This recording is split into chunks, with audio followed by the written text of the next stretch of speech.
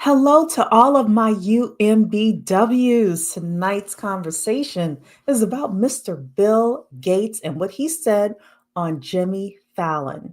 He was being interviewed and he was talking about AI and the fact that AI is going to most likely replace doctors and teachers in the next 10 years.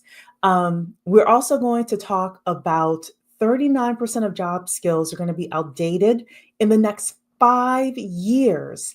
And I'm going to show you a video today by a political commentator, but I really do like her. And we're going to review her video, and I'm going to do it with two fabulous guests who are in the background. They are waiting to come up. So put your UMBWs in the comments. If you're watching the replay, put UMBW or replay, or better yet, let me know what you think about this topic. We're going to start our 90-second clock right now, give people a chance to come in, and then we're going to have our Money Monday conversation. All right, ladies, here is the 90-second clock.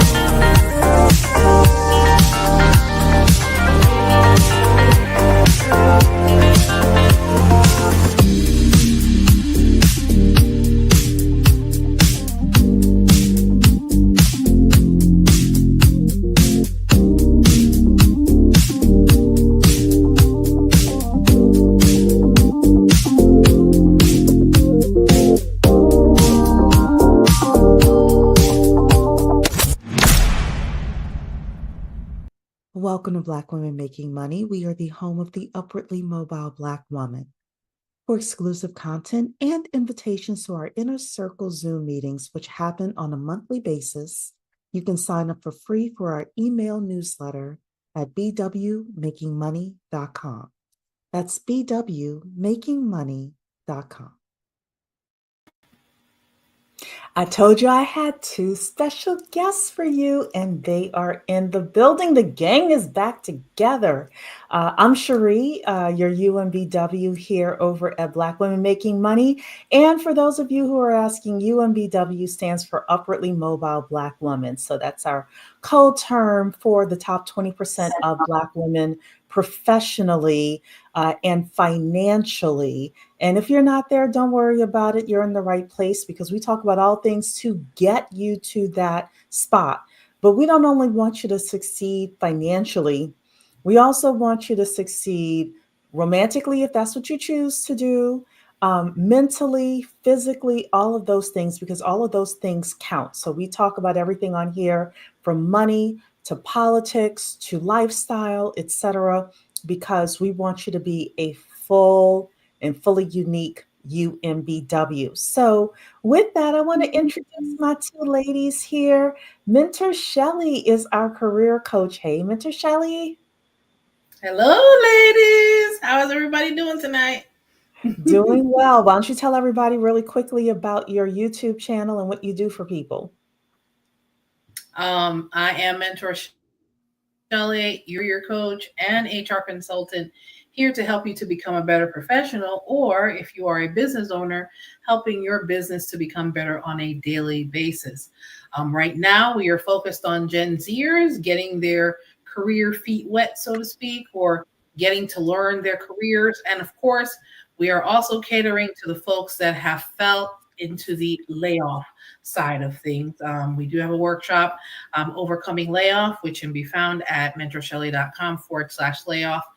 All things career, interviews, salary negotiation, networking that we discuss heavily on this channel, but I do also talk about it on my channel as well, because networking is the backbone of a very thriving career.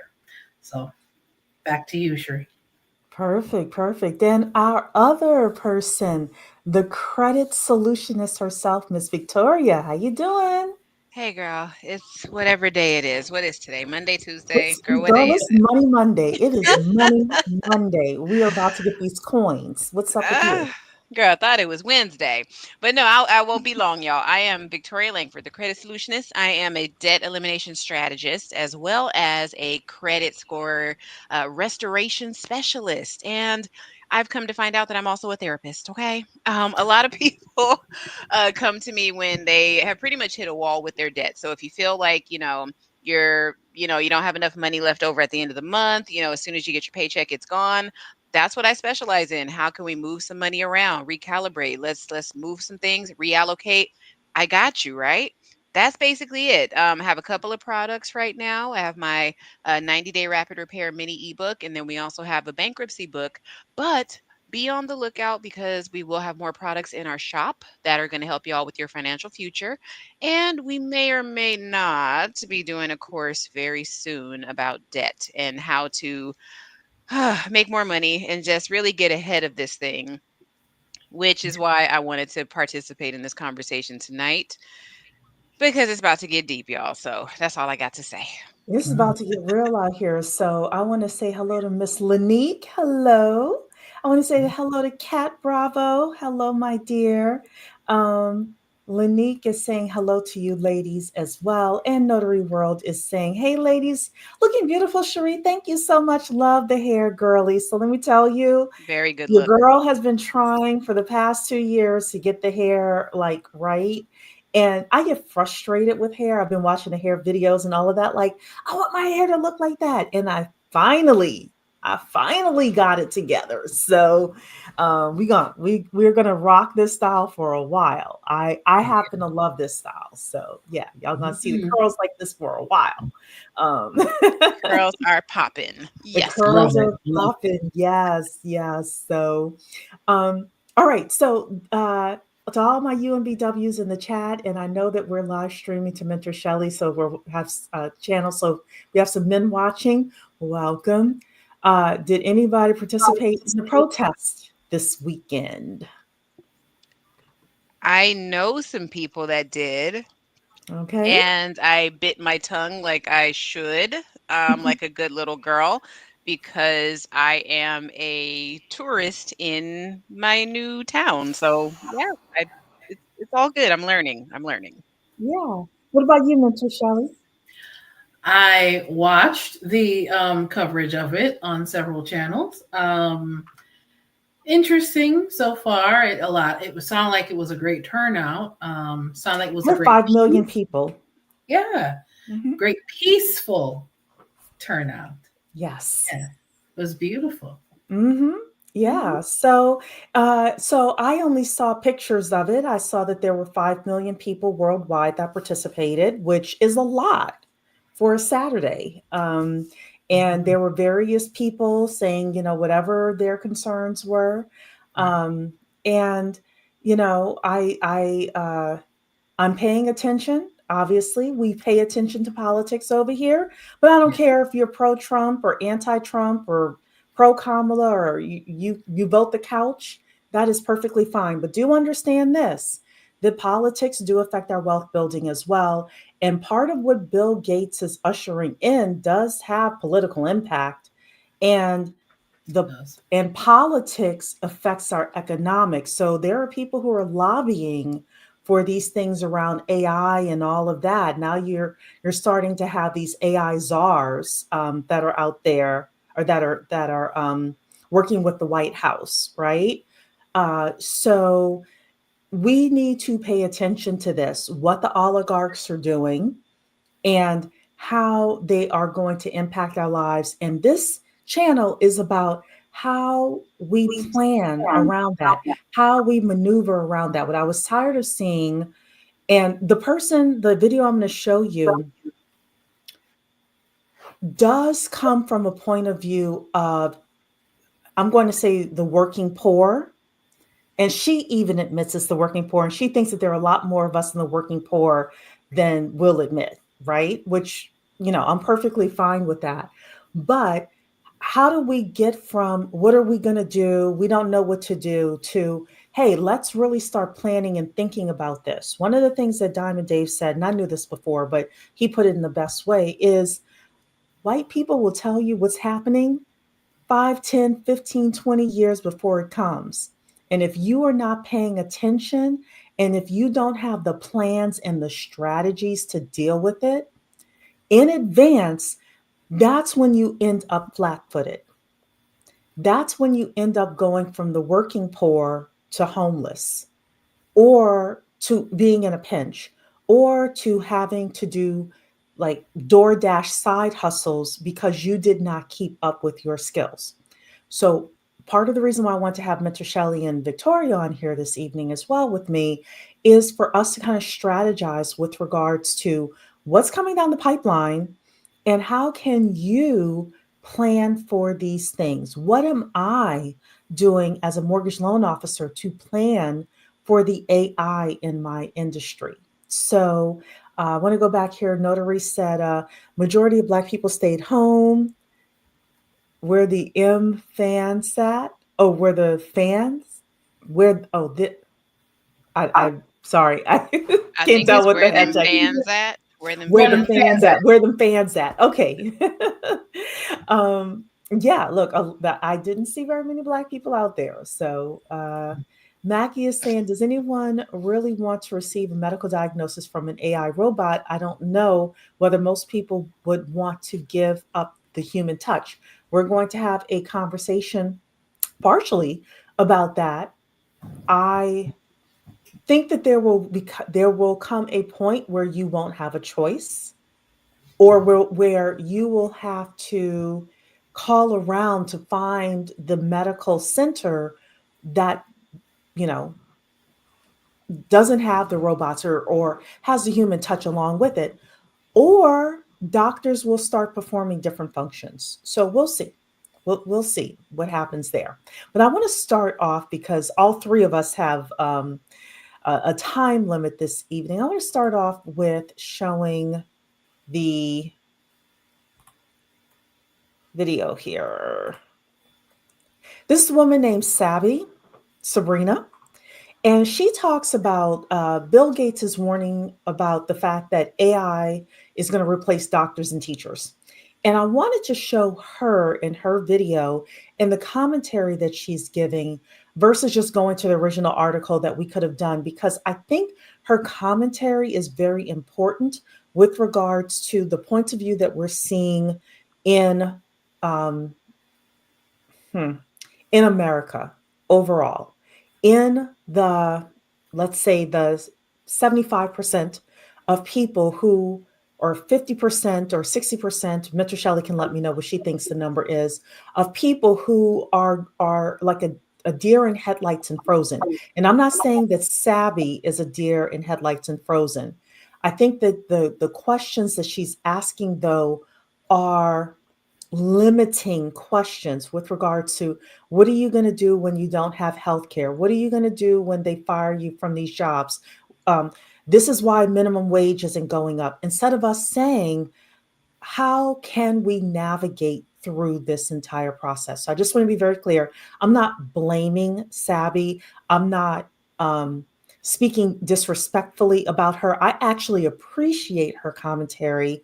We just want to add a different spin to it over here. So we've got Brian's tax in the house. Girl, those taxes are due next week, girl. I hope you're doing okay. Samri is in the house as well. Welcome. All right, so I'm going to play some of this video and then we're going to stop and have a conversation about what Sabrina is talking about. Let me just make sure I have it on a regular speed. And here we go. They have been making decisions, believe it or not, with your salary, how much you can get paid, whether or not we increase the minimum wage. They're involved in all of these things. They don't have to sit in office for these things to happen. And one of the things that I've been encouraging people to do, because like I said before, these politicians are not going to save you. Yes, there is some politics that needs to be played. There is legislation that does need to pass and legislation that probably should not pass. Totally understand that. But at the end of the day, it really is the 99% of us against the billionaire class. Don't believe me? I want you to see this announcement that just came from Bill Gates. Bill Gates says that AI will replace doctors, teachers within 10 years and claims humans won't be needed for most things. Before we get into the rest of the article, let's just go ahead and pause there and jump right in. What have I been telling you? He's given a timeline now. Before, I didn't see a timeline. Now I'm seeing 10 years. Because this is what I was trying to explain to people. As they have been. Let me say this. They've been given a timeline for years. They've been given a timeline for 10 years. I remember 5 years ago, people saying 10 years, AI is going to replace most people's jobs. I don't necessarily remember Dr. Dix when he first started talking on Erica's channel or first started talking, period. But he said he was talking in 2020 to people saying you've got 10 years to get it together. I remembered seeing the articles 5 years ago. We've been talking for 3 years on this channel about what's coming down the pipeline by 2030. Now, Bill Gates is saying 2035, if he's saying 10 years. We're going to show you something else where 39% of job skills are going to be outdated by 2030. 2030. That's 5 years from now. And either you're going to be on board with what's happening, or you're going to be on the streets or suffering financially, right? She also said politicians won't save you. I don't know who was thinking that politicians were going to save us, because Lord knows I want to make sure my ladies are showing here. I definitely never thought that the politicians were going to save us. I would like them to put certain laws in place to help us a little bit more. But no, politicians are not here to save you, at all. And then she's saying it's 99% against the billionaires.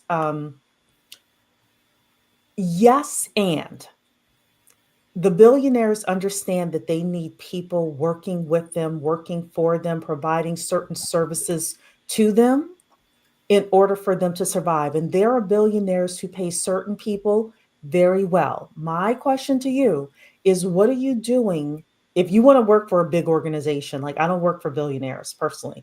But if you're going to work for Amazon, if you're going to work for Facebook, if you're going to work for these multinational, huge $1 billion plus companies, what are you doing within those companies where they're like, you're specialized, I need to give you 200 grand plus a year? That's where, again, you go to Tamika at Women in Linux, or you go to Erica, where she's talking about being a small business owner, or I'm a mortgage loan officer. Mortgage loan officers can make $200,000, $1 million a year, depending on who you work for and, how your business is set up. But there are people, the billionaires are, I think there are three groups of people. I think there's the billionaires. I think there's the group of people that the billionaires really, really need, and they understand that they have to pay those people a certain wage. And then I think there's everybody else. And my goal on this channel is to get you at least in position number 2. I have no interest in being a billionaire, but I at least want to be the person that the billionaire needs. I at least want to be their money person. In fact, my job is rebranding me Cherie the Money Lady. And the whole thing is, you need money. The first person you should call is Cherie in order to figure out how you're going to get your real estate funded, right? So, what kind of personal brand, what kind of professional skills are you bringing if you want to bring them to the billionaires or whomever's got money, right? In order for you to be at the top 20%. I'll open it up to Shelly and Victoria. I will go. I'll go first. If you are, and Cherie, you gave advice in regards to this, that if you are not involved in AI in some way, shape, or form, get involved and get involved fast. Because AI didn't just come on the scene on its own. You want to, if at the bare minimum, learn about how it functions, who's operating it, who's writing the code for it, or better yet, how in some way, shape, or form you can be professionally involved with that. If it takes a certification, there are certifications that are being offered right now. Depending on which AI you want to take advantage of, because there's so many popping up now. It's not just ChatGPT, it's not just Midjourney, it's not just, oh gosh, the list is endless. And growing by the day. Um, Find a niche and dig deep in that niche. You become a specialist in one form of AI or another that's in the field that you're in now. So you can couple your current skills, your current education base to that, because anything that has to do with AI is what is driving a lot of things right now. I'm not saying, the be all and end all is there, but whatever is we're going to be seeing in the next 15 years, AI will be involved in it in one way or another. Of course, tech is also not just AI driven, but tech industry in general is also going to be a direction you want to take. In this particular video, she's talking about doctors being replaced with robots. There's never going to be a time on this planet that I would rather go to a robot than a person. That's just me personally.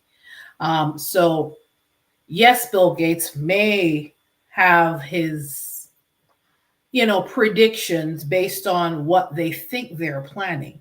You know, one mad scientist can have a thought in his head that doesn't necessarily mean it's going to go that way.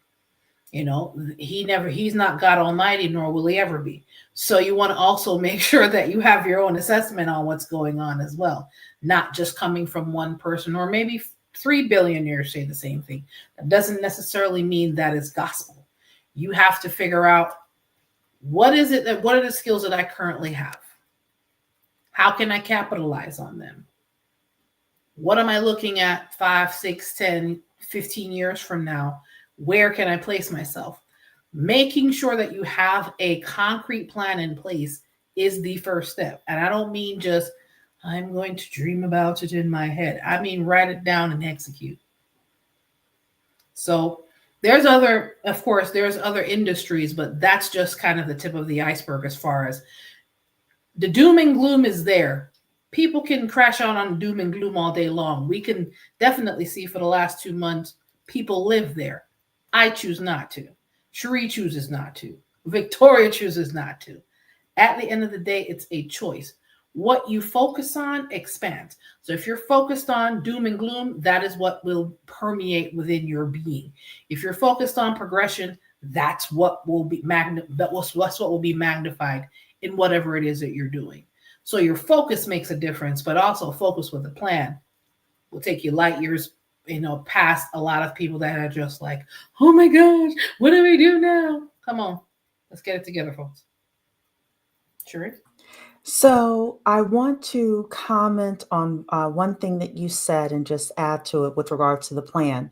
If I were you and you work in a specific industry, instead of randomly studying different I would talk to, first of all, I would join a group, whether it's a Facebook group, LinkedIn groups aren't so popular anymore, but, or get on somebody's newsletter who is an AI expert in your industry. So for Brian's tax, for example, who's exhausted, girl, I'm not surprised. My mother is a bookkeeper and she's exhausted as well. But Brian's Tax is going to look for a group of people who are talking about AI in the tax and accounting industry. Right. It's better to go with the group than just the guru that's out there. But if you can't find a group, a Facebook group or anybody like that, Right. then, start getting the newsletters of the people who know what AI is actually coming in your industry. I belong to a Facebook group for realtors and loan officers, and actually belong to another one that's just for loan officers, just talking about AI in the lending industry. And I can tell you, it's coming fast where a person will not need to talk to a human at all to get a loan for their house.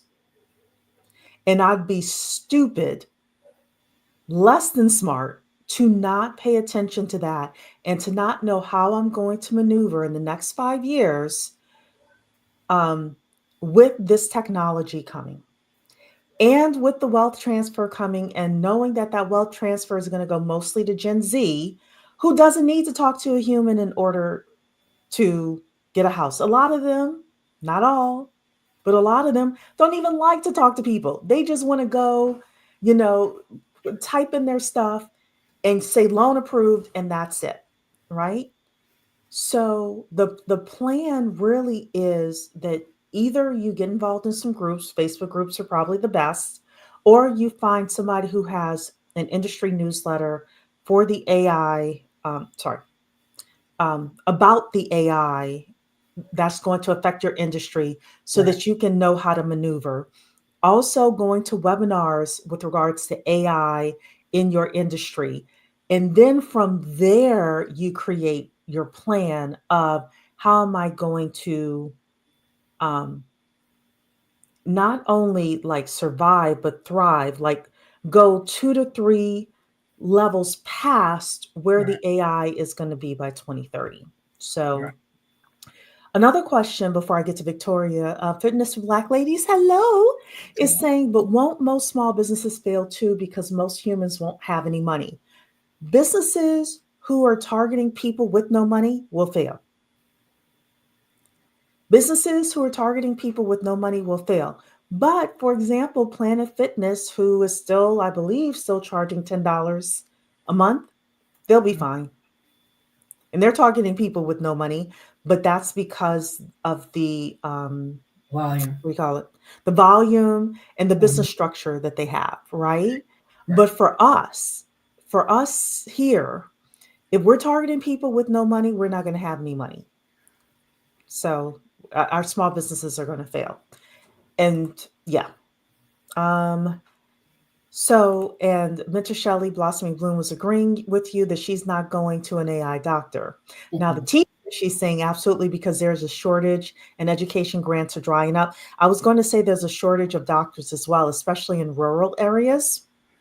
So that's where I'm saying you may go in someplace and you may not have an option but to be seen by the AI doctor. If you live in an impoverished area, and there's a shortage of doctors at the clinics or at the hospitals, you may be in a position where you have to go to that AI doctor. So we'll see what happens.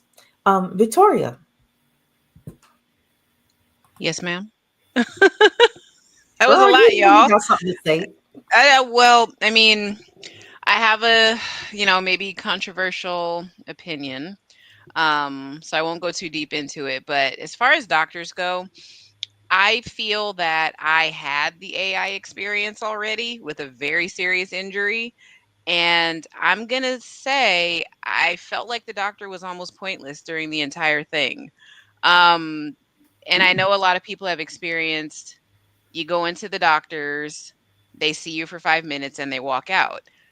I don't think he deserves to get 200 plus $1,000 a year to do that.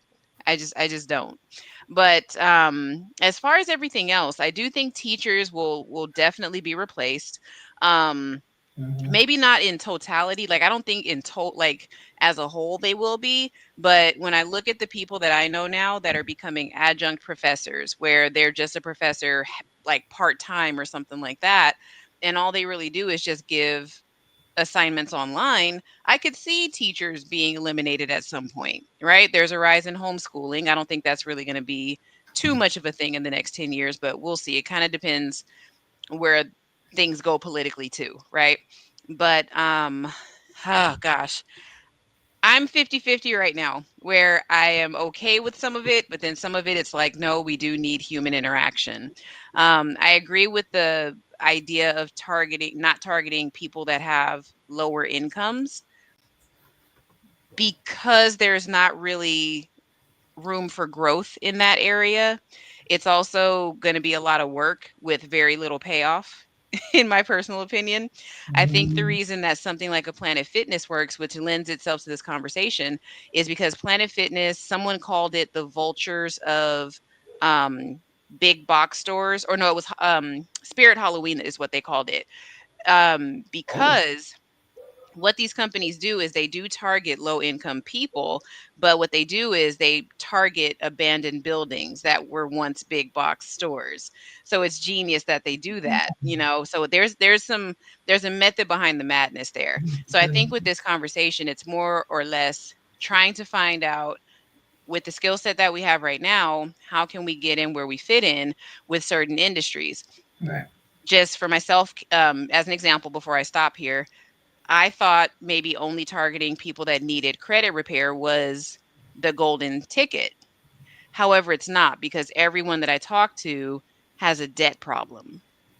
The credit score and the credit report is just a symptom of something bigger happening. So now I understand, as a small business owner, that I need to target, why is it that you don't have enough money? What's the psychology behind this? And can we actually improve? And are you ready? Right? That's a completely different customer than someone that says, just raise my credit score. So, yeah, I think it's also figuring out what your skill set is. I'm a talker, as you know. I like to think I'm a problem solver. And while AI can do that, AI is not really built to do it for specific people. I don't think it has the ability to adjust itself to your unique situation and give you a curated solution. AI has also not experienced life, actual life in the real world. AI can spit out solutions, but it doesn't actually know how to apply them in the real world, if that makes sense. You know, I don't know if I'm explaining that Yeah. correctly, but it's like a No, you're computer right. can't, it's only as smart as the person that programmed it. And a lot of times, these people that program are not out and about in the real world. They are a specific type of person. No Well, shade. even yeah, even with the AI that's learning, it only learns based on the people that are interacting with it as well. Right. So, and people can be complex and Yeah. yeah. A So, lot of little nuances to being a human. So I don't think it's gonna mhm, take a while for technology to get to that space, mhm, in my yeah, personal opinion. yeah. So Blossoming Bloom is saying, now that Victoria pointed it out, I believe primary care will be replaced. My gynecologist will not. Yeah, I think for a gynecologist, I wouldn't want the metal to get stuck in there. Oh, Like, stop that. Oh God. Could yeah, you look, yeah, imagine? yeah. I don't even want to My, think about that. my Primary family, care, yeah. That's good. my family members in the country will have an AI doctor. I'm going to Emory and ATL for a human. Yeah, that's very possible. So, Yeah. um, fitness is saying here, I meant in 10 years if humans become obsolete, many of the professionals who have money now won't in a decade. Um, I think it depends on the skills, and we're going to go over fitness. We're going to go over some of the skills Mhm. that are going to be 2030 and beyond. So the people who have those skills will have money. But I also think there will always be people who know how to clean houses, who, yeah, they could have an AI robot clean the house, but there will also be people who know how to clean houses, braid hair, for example, do certain things where Mhm. they won't be obsolete. They Right. won't be up because if you go, for example, if I go to somebody who's braiding my hair, um, oftentimes you're going for the conversation and the camaraderie as well as like the hairstyle, right? So, so yeah, uh, I think that there will be professionals who have money. I think there will always be professionals who have money, but I think it's going to be based on your skills and your networks. Mm-hmm. Yeah. Um, so Trey is saying I didn't need that visual. I know.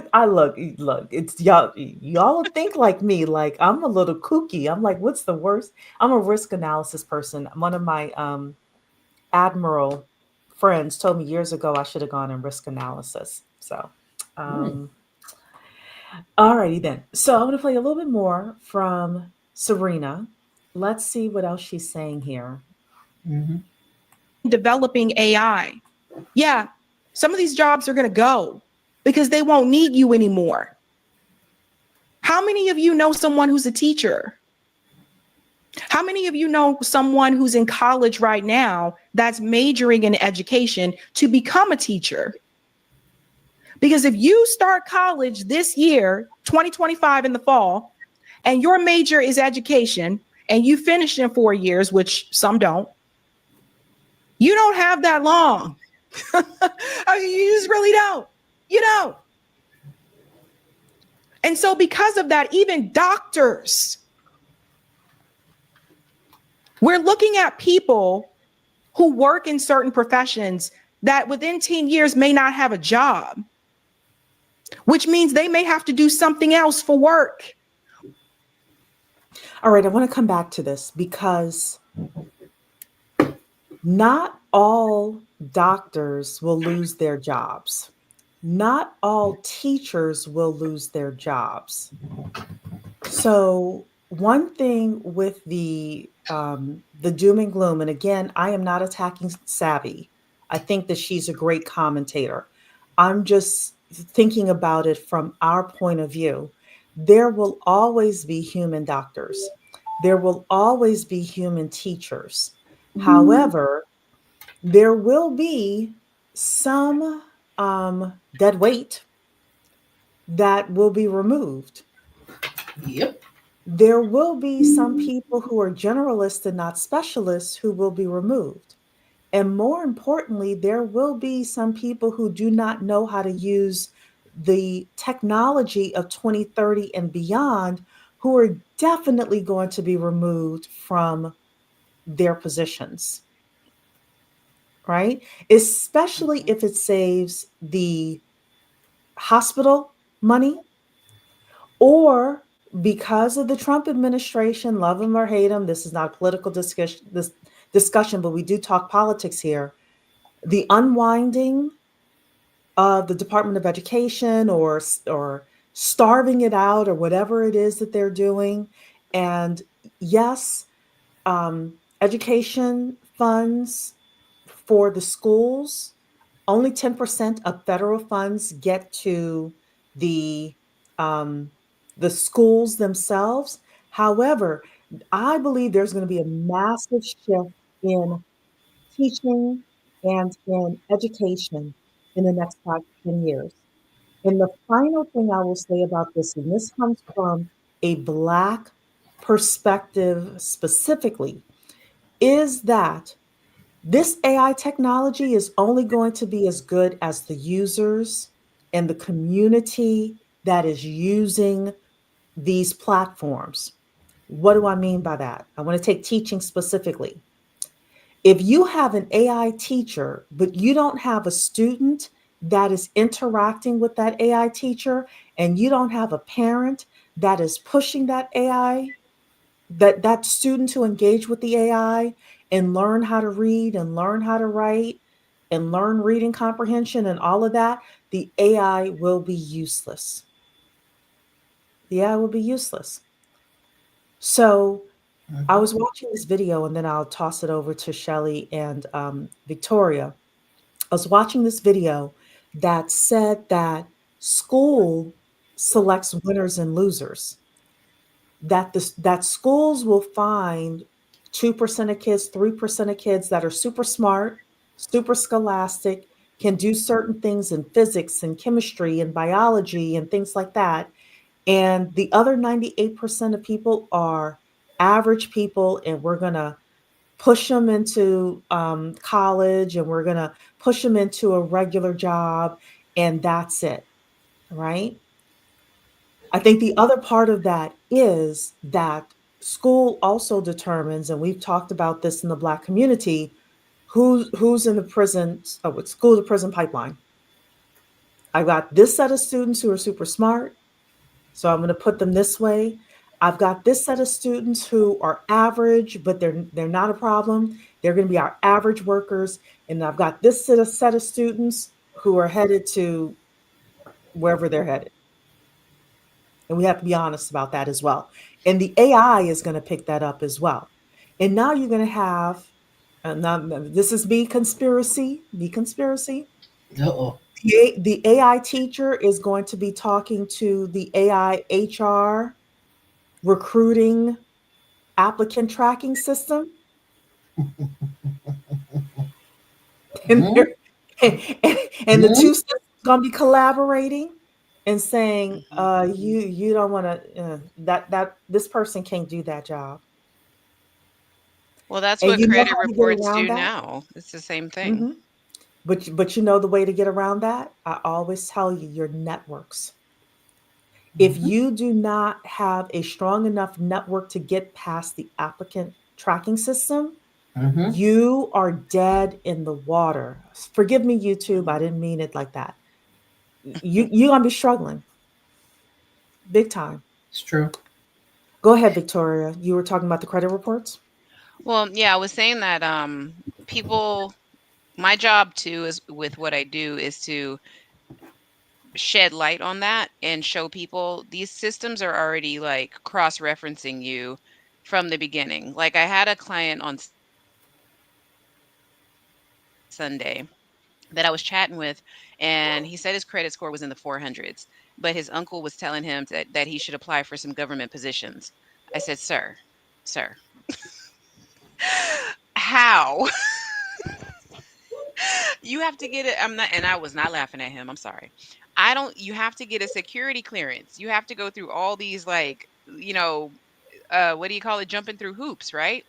I'm like, sir, your 475 credit score, they don't care that your uncle works there. If anything, it's going to make your uncle look terrible referring you. So listen, these systems already cross-reference and talk to each other. So your credit report, your background check, that's the exact same thing where it's telling this prospective employer, don't deal with you. It's telling the prospective landlord, hey, you could do this, but here are some red flags.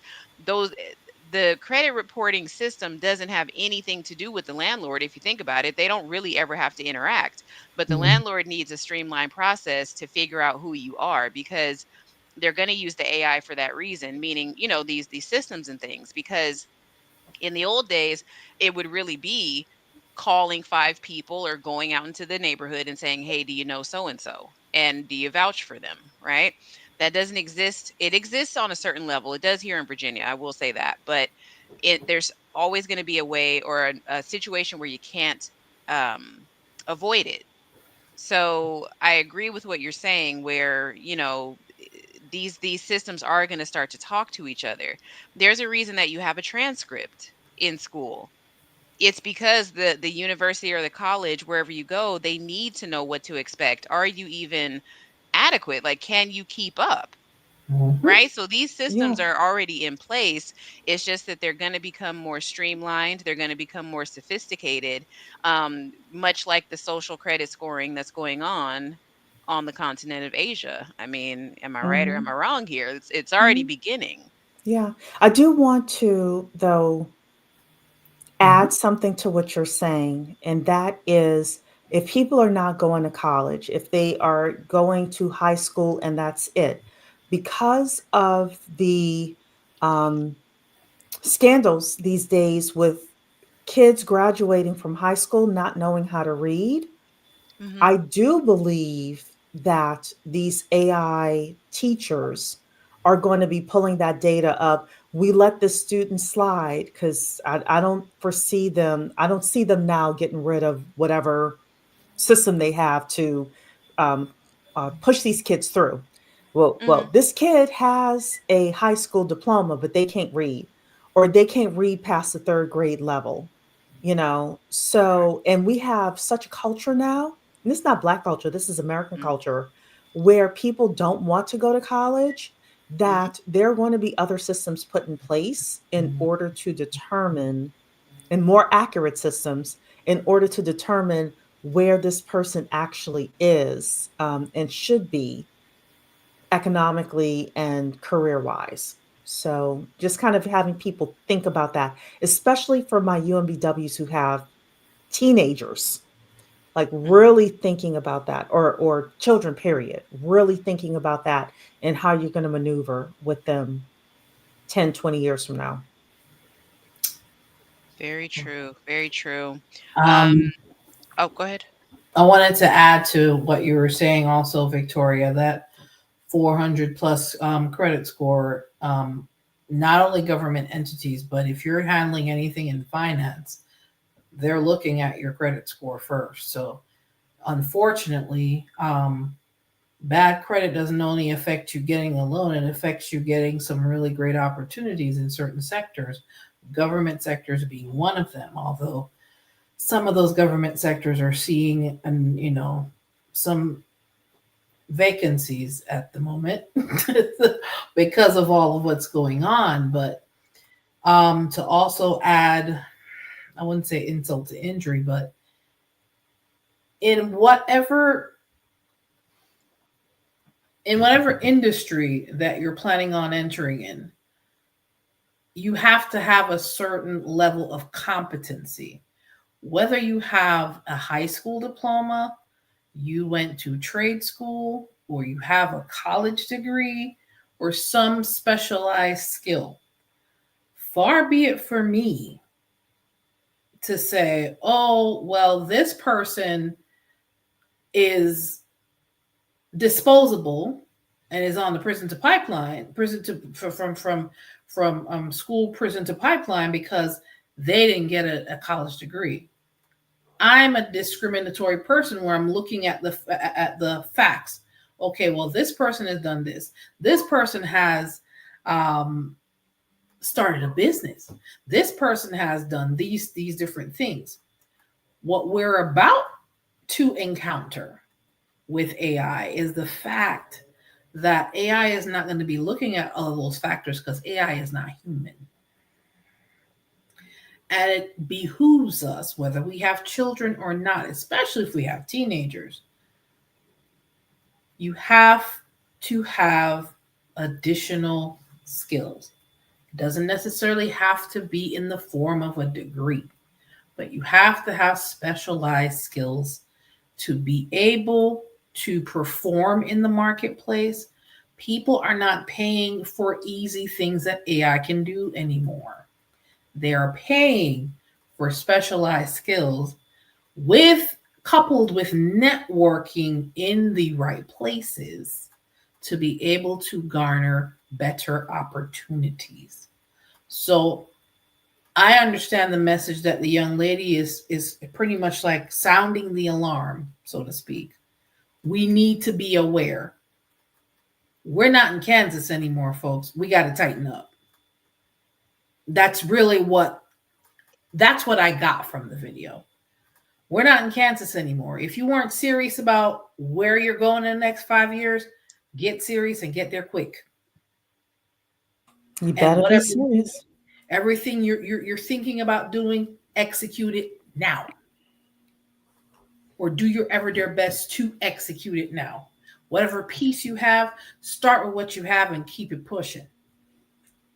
Because technology, nor these other people, if you don't have a plan, they have a plan for you. Unfortunately, it's not the plan that you may want. So you might want to have one for yourself. So that's the brevity and the seriousness of this conversation that she's having. I think that's why she came with such conviction in this video. And I understand the conviction, but it doesn't mean that we don't have solutions. We just have to implement them. It's not about, oh, we can, no, we got to get to work. That's what it really means. Sorry, go ahead, Sheree. Yeah. So, hey, Centria, you are not late, my dear. You are on time. Mhm. And Fitness is saying, honestly, I'm so fed up with AI as it is. Those AI phone representatives are horrendous. If I can't speak to a human, I'm hanging up. And you look like a young lady as well. So, my Mhm. mother can't stand those AI, but I'm telling you, they are getting more sophisticated. They Oh, they're are so getting good. more sophisticated. And not only, so when we talked about scamming, I started looking at some of the AI videos that are being created. They are so lifelike. In the next couple of years, you will not be able to tell if it's a person or if it's an AI sitting in front of you. Um, and yeah, they're not going to be robotic anymore. And I have not seen, this is where the government comes in. I have not seen where the government has said, if you're going to have somebody on the phone that is AI or have something on the phone that's AI, it needs to identify itself as AI Hmm. before it engages with you or anything like that. Mhm. The corporations, I don't want to say Trump isn't in charge because I don't want to get into that. But there are people who have more power in this country than the president of the United States. I will say it like that. That's clear. And their goal, I've always told you this, the a CEO's goal is to increase shareholder value by any means necessary. And the number one cost that a CEO has is personnel, people, right? So if they can get rid of a certain percentage of the workforce and bring in the AI and have a certain skeleton group of people there to run the AI, that is what's going to be happening. And you're going to Right. have multi-billion dollar companies run by 20, 30 people. My suggestion to you is, and I've always said this, I've been saying this for the past year now, is you have to network so that you can be one of the 20 that's still on payroll That or part. that is added to payroll. Okay. That's the planning that you should be doing. And you asked me, Cherie, how often should I network? Mentor Shelley, what is my answer to that? Do you know my answer? How often should people network?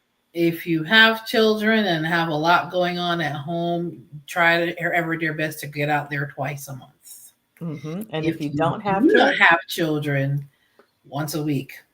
once a week if you don't have kids, exactly. Twice a month, or at least once a month at the very minimum, if you do have kids.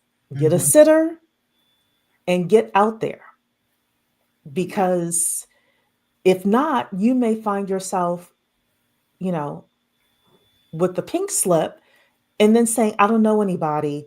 And going on LinkedIn and these other job boards trying to find jobs right now is an incredibly tough thing to do unless you know people.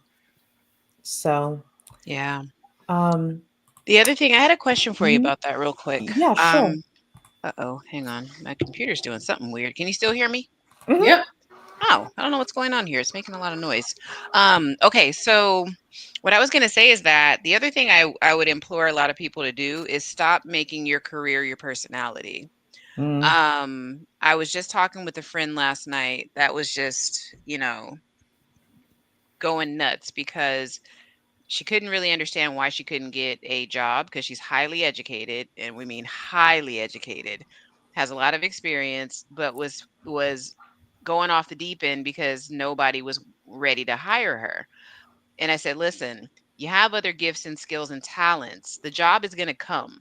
Use this time to try to figure out, number one, why do you think your job is your entire personality? Like, I know you. That's not, I don't know you as that person. So, some separation has to take place here because I do think that your imagination, your creativity, finding these opportunities is going to be stifled when you pigeonhole yourself to one industry only. If you're mhm, good at something else that has nothing to do with your career, there is a path there for you somewhere. Um so I just wanted to say that out loud because it's like so many people are just stuck on this one thing, like I'm good at this and this is all I can do. No, you have to pay attention to where industries are going, what, society at large is doing, because you have to get out of the house, like Cherie just said. I'm Mhm. of the belief I need to network twice a week, but I'm also someone with no children. I'm not married, nothing like that. So I have the time to do these things. Right. In the last couple of months that I've dedicated to going out twice a week, I've literally run into so many Black owned businesses out here that are doing so many different innovative things Mhm. that your head would spin. Some of them I thought were owned by other groups. But when I walked in, thought I was talking to the employees, I was talking to the owners Mhm. in the bougie part of town. I was like, "Wait, what? You have on a name tag. What? Oh no, I'm the owner and I'm actually in this business organization. You should join." I'm like, "Okay, I'm there. Let me know when the next meeting is," right? You have to get out of the house. So my question was going to be for you two ladies. What do you say to the introvert who says they're shy? Again, they're an introvert. I can network online. I can join Facebook groups. I can join message boards. I can join Discord and still get the job done. What is the importance of meeting in person versus these online systems? Because that's usually what the kickback that I get when I tell people get out of the house. What would you say to those people? The speed of trust is on your side in person True. versus online, because there's more skepticism with people online.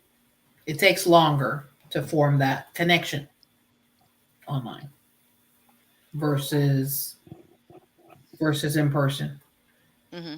You get a sense of somebody, their expressions, how they respond, their energy, all of that. That has Mhm. to be belly to belly. You can't, you know, not that you cannot have networking online. Let's be clear. That's how all of us got together, but Hmm. um at the same token, it didn't happen overnight. Mhm. So belly to belly, as far as trust and camaraderie and or lack thereof, you kind of figure you go to some networking event, you're like, man, this is not for me. Hmm. Depending on what industry you're in, what industry you're trying to infiltrate, or you're tossing up with, I might want to go over here, or I might want to dip my toe in here. Do I like what's going on in the industry? If you're connected to people that's in the industry, then you get, you know, firsthand information versus doing all this research and searching 12, 50 million websites to get information from somebody that's already in it. So belly Hmm. to belly is more advantageous in the long run. Yeah, I think us older millennials and Gen X have an edge because we know what person to person interaction looks like. So I will just say that, and I'm sorry, Sheree, I think I interrupted you, but I think that we can use that to our advantage. Don't let the AI thing scare you because you still have the gift of knowing how to look a person in the eyes. Because Mhm. some of these people own these businesses that you may want to purchase someday or you may want to work with. Some of them are very resistant to AI, y'all. They really Mhm. are. Very So true. that's an in that a lot of us have. But yeah, Sheree, what do you say to those people that really will fight you on, hey, I don't need to go outside. I have everything I need on my computer screen. I would say that if you are going to stay inside, your plan needs to be 3 times better than if you're going outside. And what do I mean by that? Let's say you meet people in a Facebook group. Well, on the Facebook group, you're a name, Cybergirl214. They're a name, Lady Cat 11864. Y'all don't know each other. Y'all know each other, right? So you, Cybergirl 214, needs to schedule time with Lady Cat. Y'all know I'm being funny, but I'm being serious, Now you right? being real. I've met Right, these right, people right. But you be before. real with it. Yeah. Or in these That's forums true. or things like that. You have to schedule time and schedule a Zoom session, right? With Mhm. the person. That person needs to see you. You need to see them. So they're not only going to judge you by this, they're going to judge you by what's happening back here as well. That means if you are working out of your bedroom, they're going to see your bed. They're going to see whether it's made or not. They're going to see what's happening in your background. Whereas if you're outside, nobody's looking at that, right? They're looking at other things on you, but they're not looking at that, right?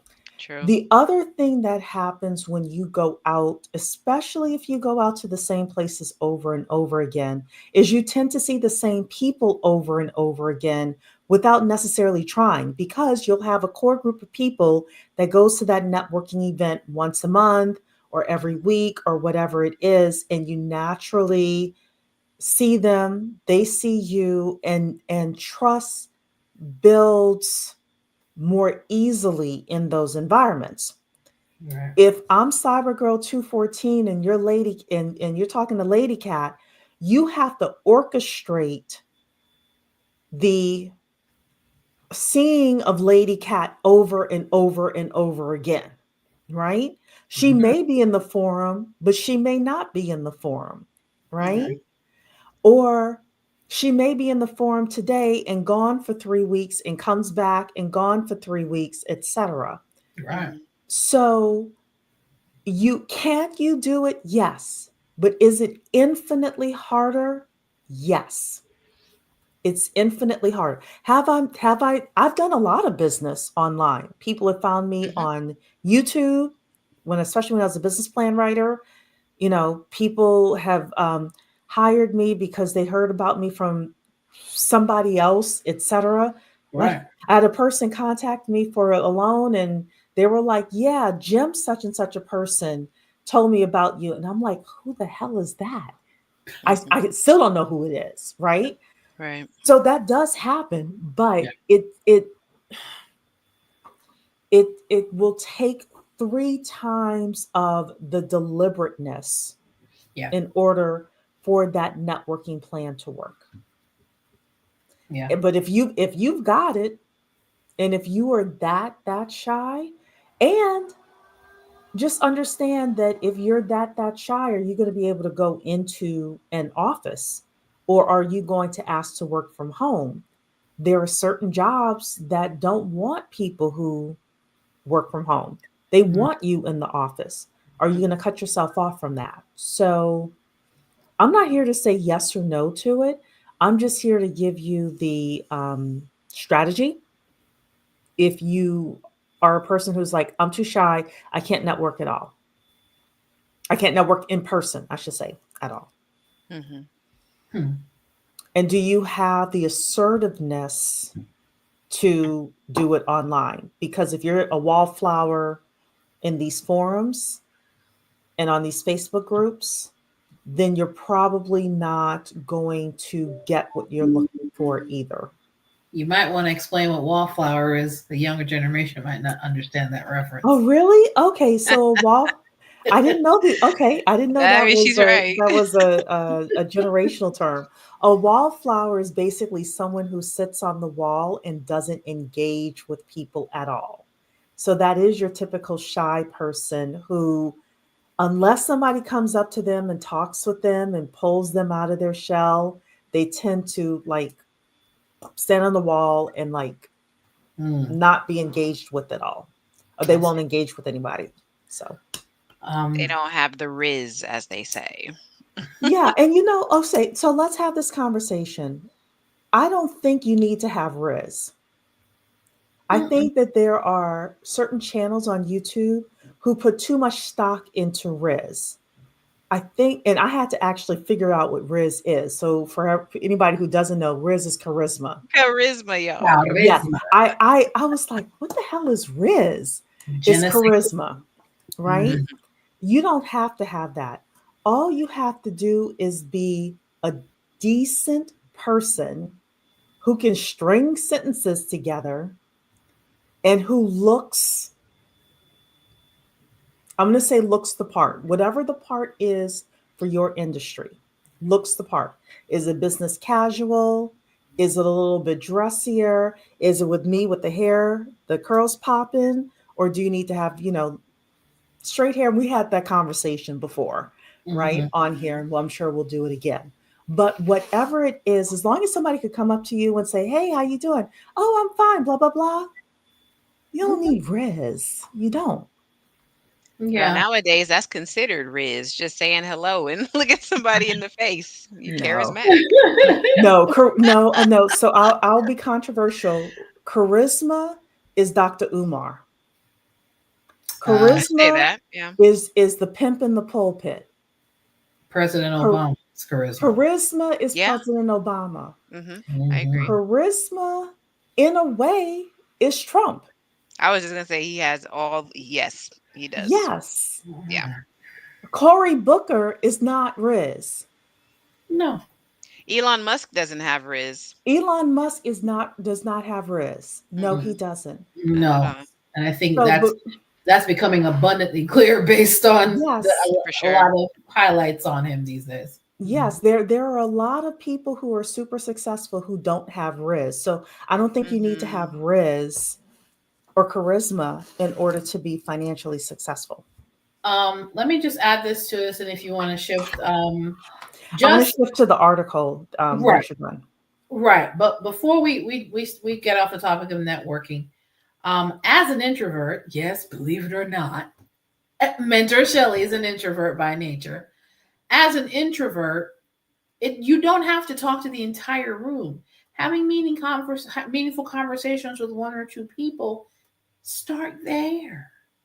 I actually have an article on my blog right now talking about this very subject, networking for introverts.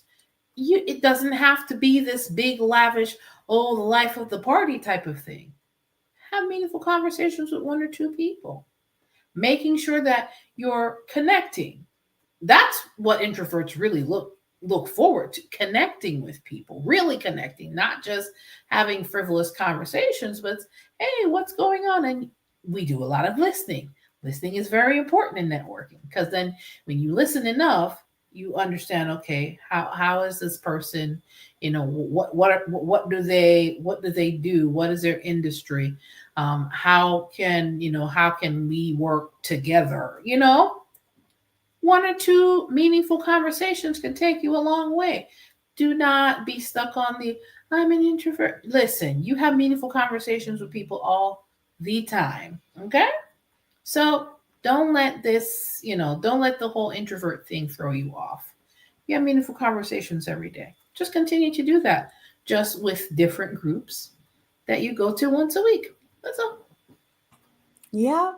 So I we've had some agree. people leaving some great comments here. Sabrina is laying the groundwork for her consulting business with the help of from her regional small business association. She's saying here, I have been to 2 local conferences to network. Well, good for you, Sabrina. All right. And understand it's more important for you to get contact information than to give it. And I am going to do a session. Most likely it'll be a Zoom session. I promise the Zoom sessions will come back where I'll kind of lay out some really good strategies for people who want to learn networking and just some simple things you can do that will really catapult your networking. So, Centria is saying, I'm still thinking of what to do, not to say I'm paralyzed, just trying to figure what I can mentally deal with working on days and days out.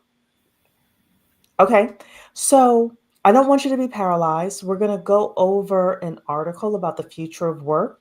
But even more importantly than that, Centria, looking at your industry that you're in and following 1 or 2 people who are talking about AI that's happening in your industry, and then taking those lessons and asking, okay, what do I need to do in order to learn this information? Making sure you're adding it to your LinkedIn as you're networking with people, talking about the things that you're working on. And we'll have another conversation with regards to how to do that in such a way where they're like, oh, that sounds interesting. Come work for me. Right.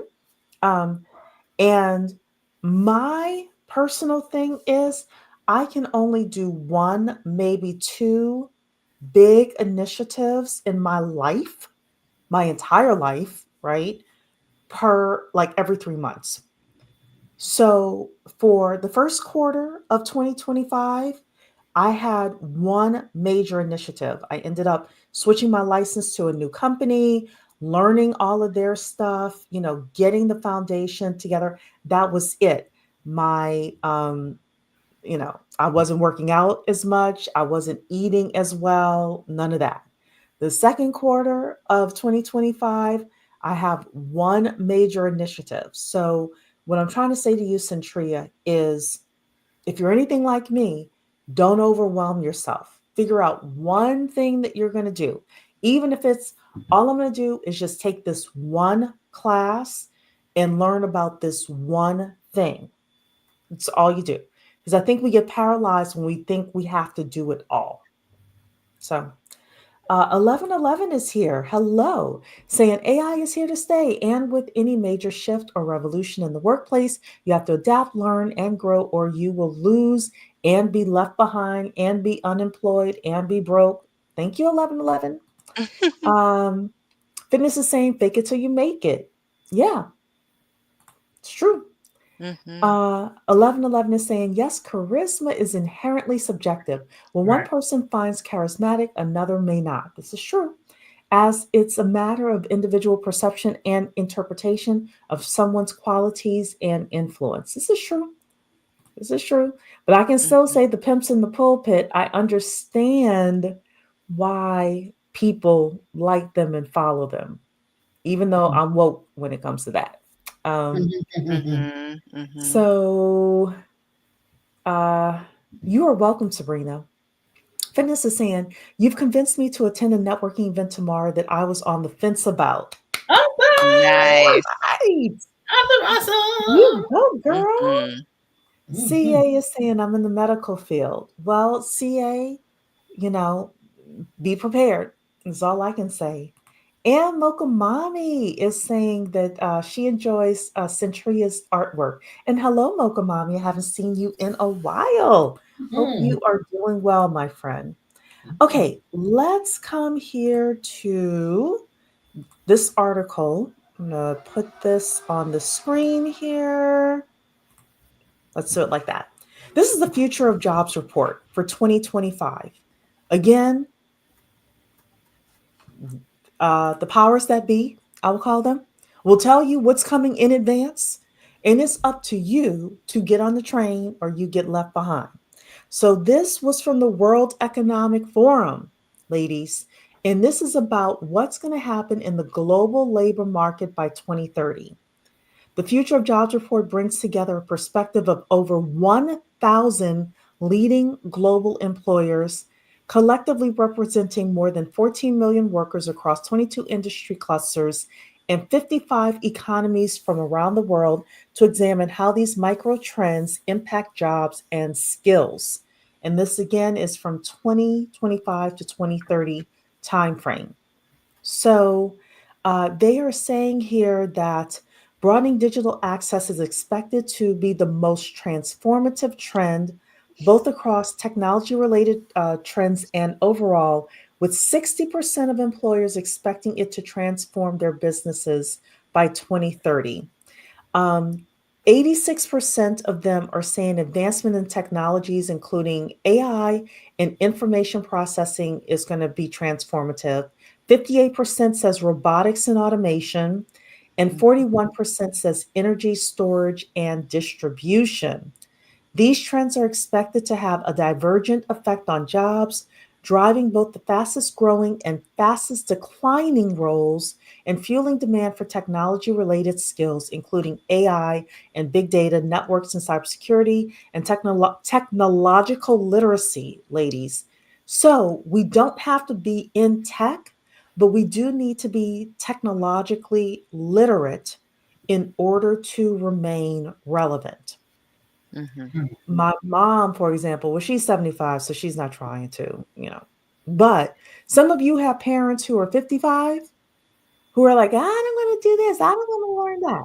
I'm telling you, if they have to work another 20 years, they're going to end up in trouble if they don't take a step towards learning how to do these things. Mm-hmm. Yeah. Right? Yeah. So I wanted to read the second paragraph and then I'm going to go further down. Increasing cost of living ranks as the second most transformative trend overall and the top related to economic conditions, with half of employers expecting it to transform their businesses by 2030, despite an anticipated reduction in global inflation. This basically means that these companies know that stuff is about to get more expensive, that with the increased cost of living, they're going to most likely have to pay more in payroll, right? So when I said on election day or after election day, day after, prices weren't going down, this is Mm. what we're talking about. The prices are not going down. Okay.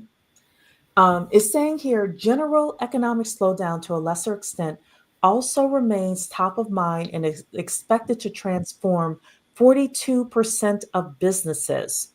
So they're already telling you between now and the end of the century, sorry, end of the decade, that we're going to have an economic slowdown. Okay. Mm-hmm. Inflation is predicted to have a mixed outlook for net job creation, while slower growth is expected to displace 1.2 million jobs globally. Now that's amongst these companies. So for me, 1.6 million jobs globally is not a lot. So instead of people losing their jobs, these jobs are going to start transforming. So one of the things that Savvy was talking about when we watched her initially was, where are all these jobs going? People are going to be out of work, etc. If we look further down, jobs are going to be transforming and upskilling. People are going to have to be upskilled. Mhm. So before I go down here, Mentor Shelley, I know you have a lot to say. We're going to talk about future job roles, what's going to be happening, and then we'll wrap up this evening. Okay.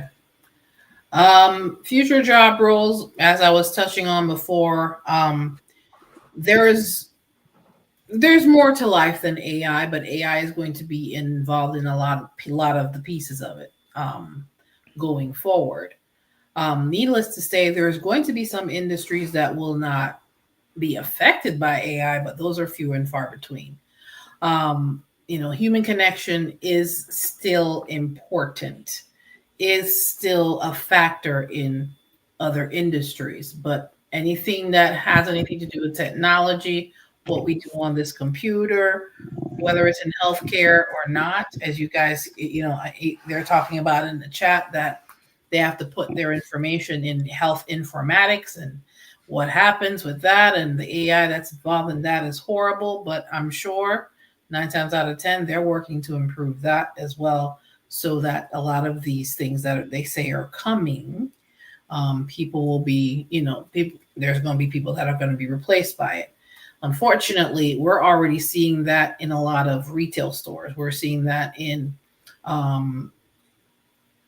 fast food. There's some fast food now that the only thing that people are doing are making the food.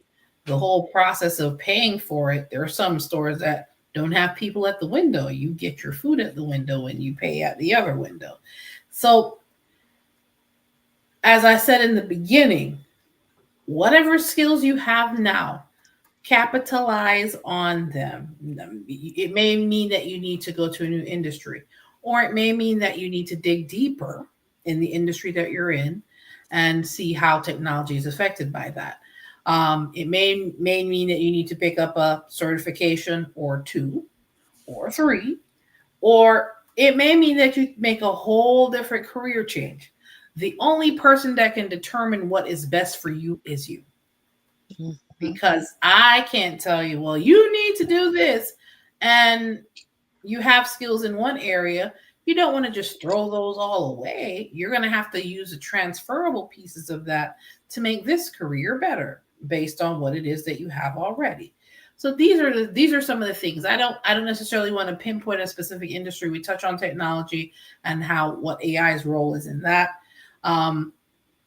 For each person, there's quite a few people in the chat, but for each person, that story, that plan is going to be different. But please do not maneuver, especially in the next 5 years, without a plan. Okay? At the end of the day, look at the spectrum of where you are now. Do a true assessment of where you are right now. What is it that you want? Where do you want to be? What are the steps to get there? And work this like a process.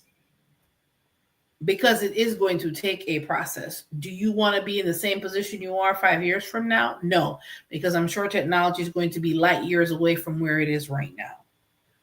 But if you don't do anything else, if you don't get the message that we're conveying to everyone on this, or whoever watches this again, is don't allow AI to etch you out of a job market when you had every opportunity to improve, keep up, or get ahead. But nobody can determine where the direction is or what that is besides you. Of course, I'm a career coach. I will definitely help you to put a strategy together, but every career strategy looks different. A person that's laid off versus a person that's looking to start a business versus this person that wants to go further or go into leadership of their particular industry versus a person that wants to dig into the AI of their industry. All of those career paths look different. But all of those career paths, you must, if you don't remember anything else I said, you must have a plan to navigate the next 5 to 10 years, because the technology scene is going to change just about everything, just about how in areas where how we conduct our lives right now is going to look light years different in 10 years. So it's important that we not only have a plan, but we execute that plan, whatever that plan is. But do not operate out here like you don't have a plan, or there'll be a plan created for you and it won't be the plan that you want.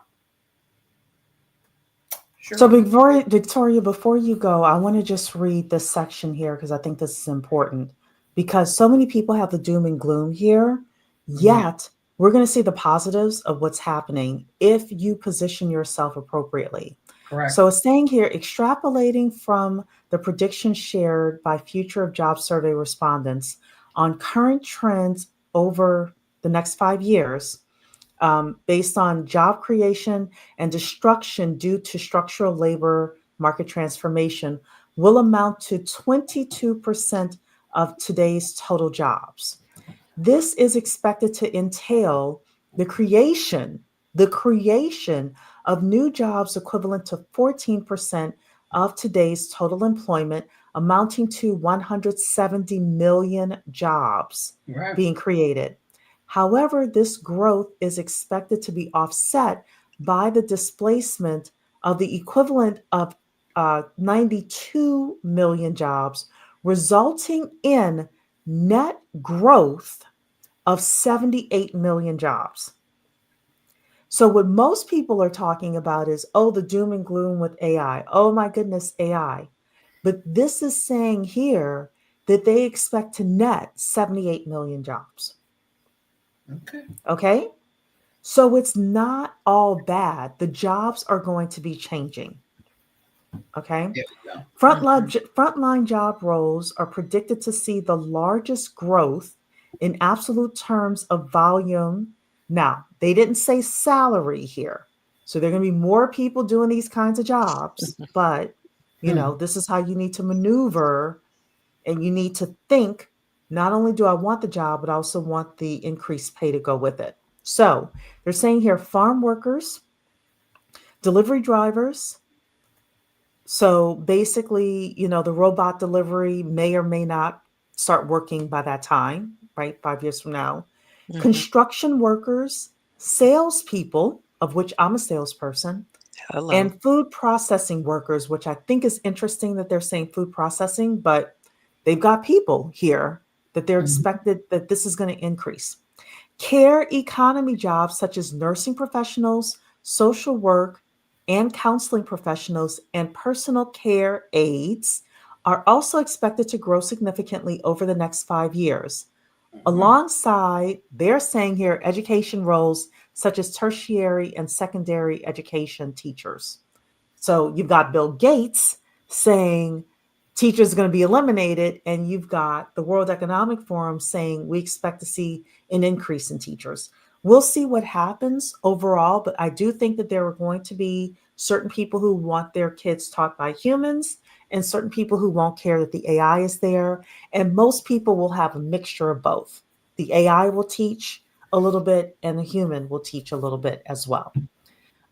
It's also saying here technology roles are the fastest growing jobs in percentage terms, including big data specialists, fintech engineers, AI and machine learning specialists, and software and application developers. Green and energy transition roles, including autonomous and electric vehicle specialists, environmental engineers, and renewable energy engineers, also feature within the top fastest growing roles. Ladies, what's going to decline? Cashiers and ticket clerks, administrative assistants, and executive secretaries. You have some old school people who will not let go of their executive secretary. I don't care what this group says here. This So, is true. but they're saying here these are expected to see the largest decline in absolute numbers. All I can say with regards to cashiers is not surprised, right? That's been Um, happening. yes. Similarly, Mhm. businesses expect the fastest declining roles to include ladies, postal service clerks, Uh-oh. Mm-hmm. bank tellers, and data entry clerks. I'm not surprised by the post office. Um, and I will say this as well. If you have family members that are career postal service people, you need to let them see this and they need to start working on a plan B. I'm going to let Victoria talk, but there was something else that was said in here that I want to make sure um, that I bring to light here. So they talked in here about the fact that most companies are going to spend a lot of money. Here it is. Given these evolving skills demands, the scale of workforce upskilling and reskilling expected to be needed remains significant. If the world's workforce was made up of 100 people, 59 of them would need training by 2030. Of these, employers foresee that 29 could be upskilled in their current roles and 19 could be upskilled or redeployed elsewhere within their organization. However, 11 would be unlikely to receive the upskilling or reskilling needed, leaving their employment prospects increasingly at risk. Mhm. Okay? This means number one, if you do any kind of training, retraining, reskilling, anything like that, you need to have your foot on the gas right now. Yep. If 59 out of 100 people need upskilling and reskilling. The other thing, if you are the bottom 11% of your company and you're not upskilling, reskilling, shifting in some sort of way, you're going to be what I call SOL, which means shit out of luck. Okay. Skills gaps are categorically considered the biggest barrier to business transformation, with 63% of employers identifying them as a major barrier. Accordingly, 85% of employers surveyed plan to prioritize upskilling their workforce, with 70% of employers expecting to hire staff with new skills, 40% planning to reduce staff as their skills become less relevant, and 50% planning to transition staff from declining to growing roles. Ladies, we talked about, and I'm done with this article here. We talked when we did our career options or career advice for young professionals. We Yes. talked about training. We talked about your employer is having a training budget for you, and Mhm. you need to take that training budget. We talked about, now I'm giving you practical things here. We talked about the fact that if you want a raise, the time to get a raise is not the day before you want to get a raise, thinking, oh, I'm going to go into my boss's office and ask for a raise. The time to think strategically about getting a raise is 6 to 9 months before you're ready to ask to get the raise. So, strategically, what do? Your bosses are looking at 100 people, knowing that 11 people ain't gonna make it. You do not want to be in that 11, right? So No. you go to your boss 6 to 9 months in advance. You ask, what skills is the company looking for? What are we looking to do? What are we looking to achieve, etc. Mhm. And you position yourself to get the company to pay for you to take whatever classes and upskilling that you need. This is the time to be proactive. This is not the time to be a wallflower. We had talked about that earlier. Mm-mm. You are a wallflower in your company saying, oh, they're going to come to me and they're going to ask me. You're going to be part of the 11 that's out the Easily. door. Yep. Mhm. And then once you're out the door, that training, unless the government gets involved in it, that training is going to be infinitely more expensive for you to get and pay for out of pocket versus letting your employer pay Okay. for you to skill up. Correct. So, as you're Mhm. discovering the AI that you need within your industry, number one, keep your network strong. But number two, think strategically about, how is my employer going to pay for this? And making sure that once your employer pays for this, you show them the certification you got. You email it to everybody, your boss, your boss's boss, whomever. Hey, I got this certification. Then you start asking for promotable tasks related to that AI, right? This is where I'm giving you like real practical things that you can do, because I want you to be at the top 20% of your game. Okay. So that's my rant. Either one of you can go. Go ahead, Victoria. Yes, yes, yes. I totally agree. Having your employer pay for your skill up is so genius. I also think that if you're willing to put a couple of years in with that employer, do the tuition reimbursement. If you value education and if it needs to be part of um, building your skill set in your industry, go ahead and do it. Because that degree doesn't stay with that company; it stays with you. So the thing is, the businesses have this money carved out already because I'm sure they get kickbacks for even offering it to you in the first place. So that's my thing. I also think that people do need to look at what they do for a living and say to themselves, could I actually do this on a contract basis too? Because with especially in the Section 8 industry, for one, you can definitely be a self contractor. Like that's not even that big of a deal these days. So I would tell people, like, just look at what you do, see if there's a way to do it. I don't know, what is it we say, your 5 to 9. See if you can squeeze it into your 5 to 9 and work that out. But Mhm. yeah, I'm all about upskilling if you are going to remain employed. It's not going to be super easy. It's not going to be comfortable. We're reaching that time in that period of time where it is going to be a bit of a squeeze. It's going to stretch your brain a little bit. It's going to require some elbow grease. Like you're going to have to make this sacrifice. Mhm. I'm of the belief that it's not a long-term sacrifice. I think if you just kind of buckle down and do it now, you'll be able to kind of coast a little bit. Yeah, but you gotta. Yeah, but you gotta put it in Lastly, place. with the AI coming up, what you got to realize too is that you still have to have the ability to pivot. If you don't have that ability right now and you think you can stay somewhere 10, 12, 20 years, that doesn't exist anymore. That does not exist anymore. So you have to get comfortable with the pivot, right? So whether that's upskilling, whether it's bouncing from company to company, it is what it is. Figure out where you want to be in 5 years, 10 years with your career, your finances, whatever. And you have three ladies on the screen right now that can help you with your 10-year plan, depending on what part of it you want to deal with. You have careers with Mentor Shelley. You have, your debt elimination with me. You have, your investments with Cherie, right? Real estate and all that good stuff. So the resources are here, but I am going to be fully honest and tell you that it's not all going to be easy.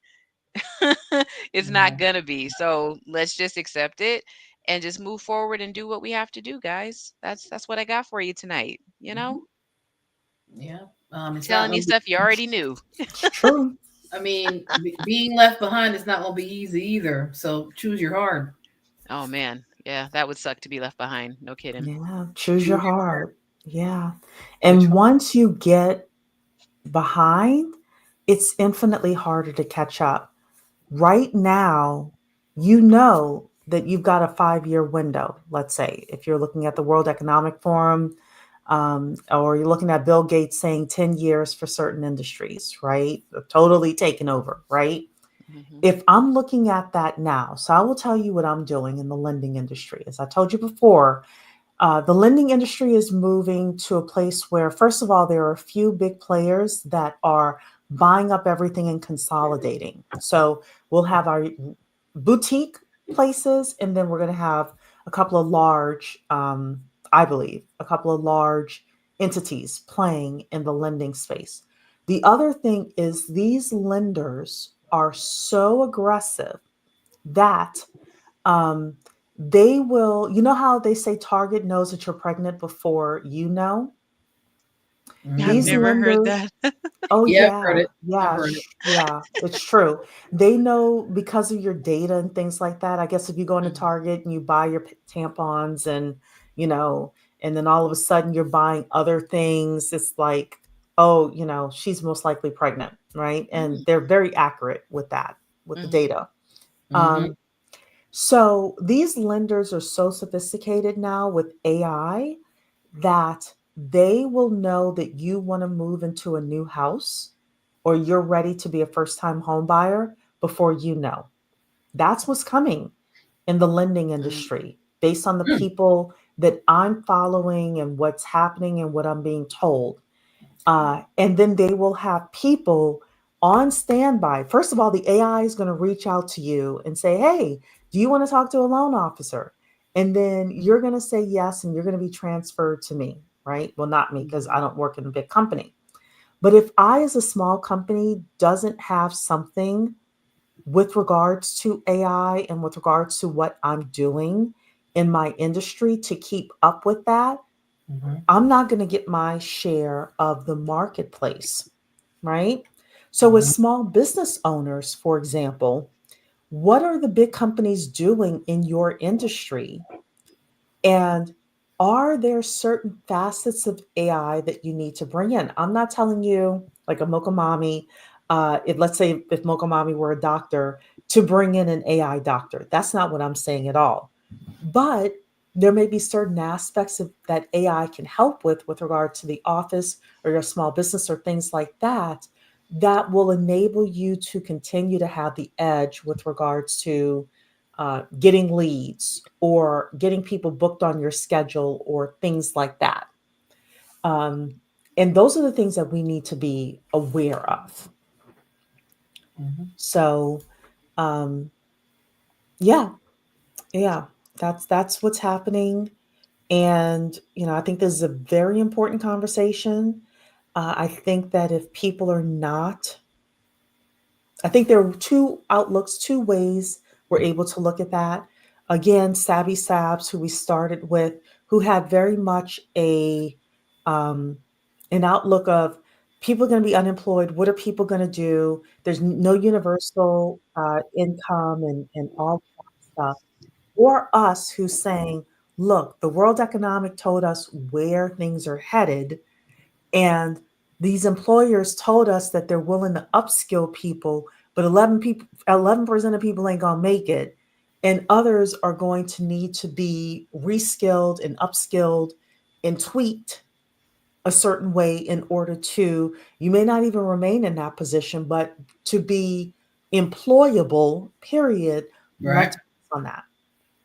Correct. And that's the point of this Mhm. channel, is to get Yep. you in that mind frame. And Yeah. change is the only thing that you can ever expect in life. It's like the one thing that's guaranteed, you Mm-hmm. know? It's all Mm-hmm. good, you know? Yeah. It's just changing a little quicker than we thought. But like Yeah. Sheree said, we all got the warning, so it's not really that quick. You're just seeing that they pulling the trigger right now. That's all it is. That's all it is. That's it. And they talked, I think it was a year and a half ago. Sam Altman, I think is his name, that runs OpenAI, and a Mm-hmm. couple other people were talking about, oh, the dangers of AI. And as soon as China came out with something in AI that was better than what we have in the US, Deep what seek. happened? They all got quiet, Mm-hmm. right? Deep seek. The government does not care and will not care. Capitalism does not care and will not care about you know uh, people. Let's just say it like that. They don't. That's not their responsibility to care Mm-hmm. about people. So Mhm. we have to care about ourselves, and we have to. And final thing I will say is this, because I actually wrote this down. The more high tech, and I heard this saying before, the more high tech the world gets, the more high touch the world will need to get. Meaning that the more Mm. we're using our computers and our cell phones and AI and things like that, the more people will thirst for community. Yep. So you can be that person that brings community together. Mm-hmm. And they're going to be millionaires and billionaires on both sides. They're going to be billionaires in AI, and they're going to be billionaire people who say, "Hey, let's go hiking," um, or or let's go on a cruise together, or all of those things that build community. Mhm. So, yeah, I mean, anybody else have anything else to say before we wrap things up this evening?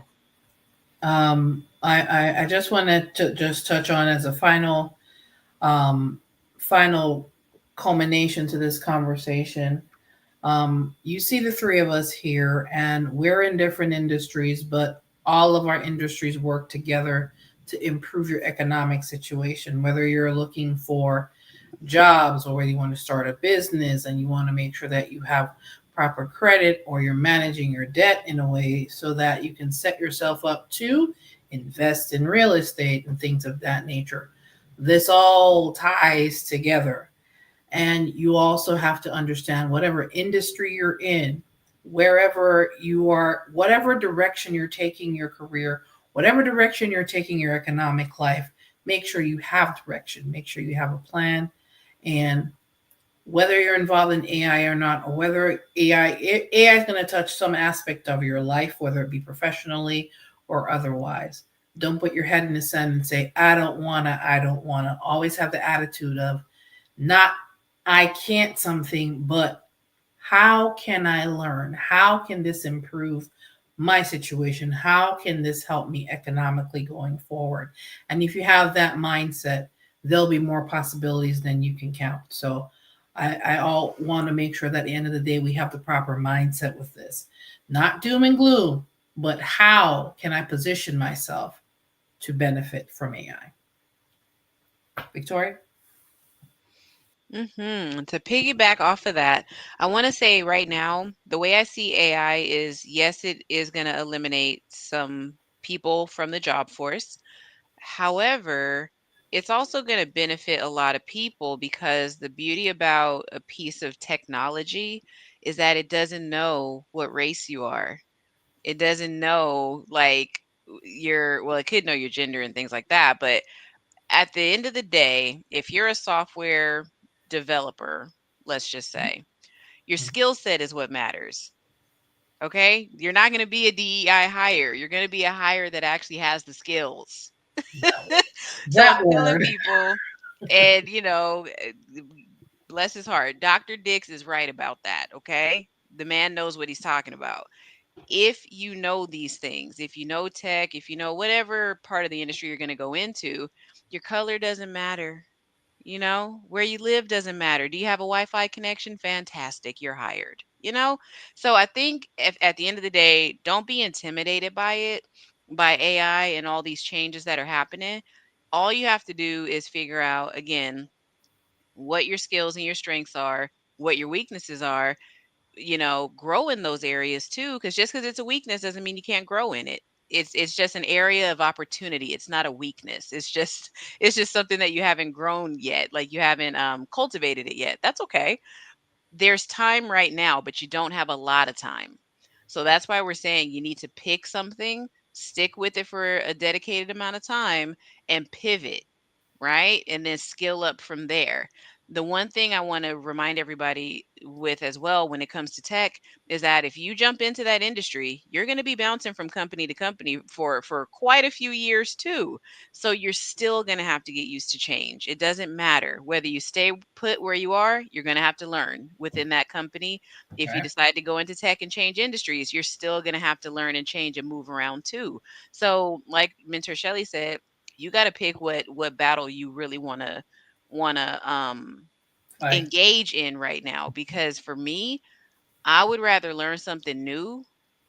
Like if I knew that my day was coming in my company, I would rather learn something new, while I'm there, versus maybe taking that unemployment check, if that makes any sense. You know what I mean? Like I would rather try before letting them decide where they want to put me and what they want to do with me.